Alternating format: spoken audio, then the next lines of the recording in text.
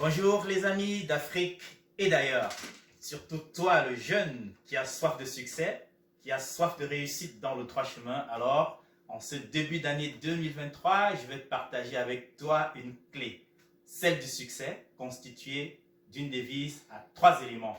Savoir-faire, savoir-être et savoir-devenir.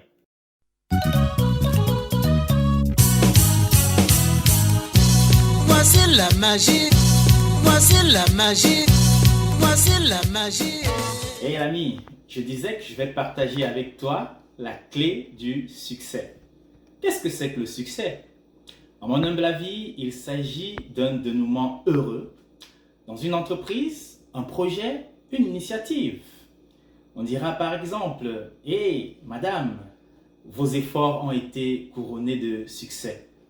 Alors le succès, c'est un construit. Et un construit qui nécessite d'appliquer ce que j'appelle la devise de succès, constituée de 3 éléments. Savoir-faire, savoir-être et savoir-devenir. Alors, le savoir-faire, cela passe par un temps d'apprentissage. Et cet apprentissage, on peut l'obtenir de différentes manières, dont les 3 principales. Premièrement, par l'observation. Oui, en observant, on peut finir par savoir faire. Par l'action, ce que d'aucuns diront le learn by doing. Oui, on entre dans l'action et à force de forger, on devient forgeron. L'apprentissage peut se faire à travers la formation au sein d'une structure classique. Ça peut être l'école, un atelier.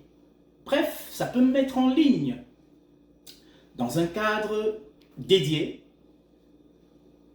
un but précis, une compétence précise recherchée et qui parfois nécessite de dépenser de l'argent pour l'acquérir. Mais seulement tout ce qu'on peut retenir, c'est que le savoir-faire nécessite de consacrer un temps d'apprentissage, quitte à payer pour les compétences sollicitées. Une fois qu'on sait faire, il faut savoir être. Oui, car vous pouvez savoir faire, mais sans avoir l'opportunité de démontrer que vous savez faire. Et cela passe par un savoir-être qui vous donne les chances. Une fois qu'on sait faire, il faut savoir être. Et oui, car vous pouvez savoir faire, mais si vous ne savez pas être, vous pouvez ne jamais avoir l'opportunité de démontrer que vous savez faire. Et cela passe par des ajustements de votre comportement en fonction de différentes circonstances. Dans un premier temps, il faut soigner son apparence.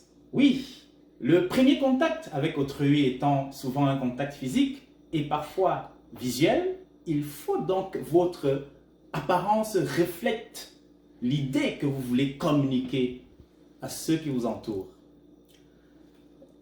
Par exemple, une jeune dame qui a un premier rendez-vous au sein de sa future belle famille saura comment se mettre pour ne pas attirer le courroux, entre guillemets, de sa future belle maman.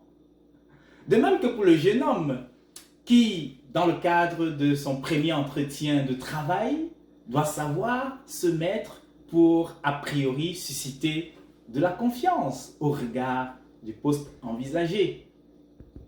Il faut aussi soigner son langage, sa communication, verbale comme non verbale.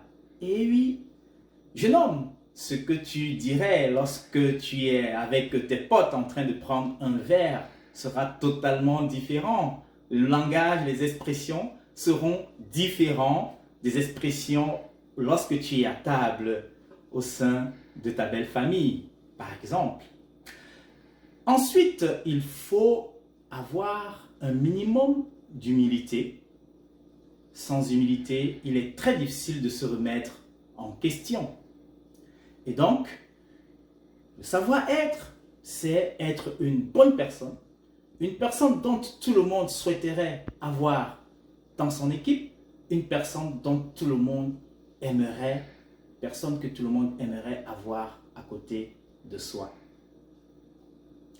Une fois savoir-faire et savoir-être des acquis, il faut savoir devenir. Et cela passe par une projection. Je souhaite être à quel niveau, à quelle date? Et pour ça, 4 éléments principaux. Premièrement, être capable d'identifier le chemin ou les voies qui permettent d'atteindre ces buts. Imaginons que je me sente suffisamment costaud et suffisamment fort pour devenir le champion du monde de MMA.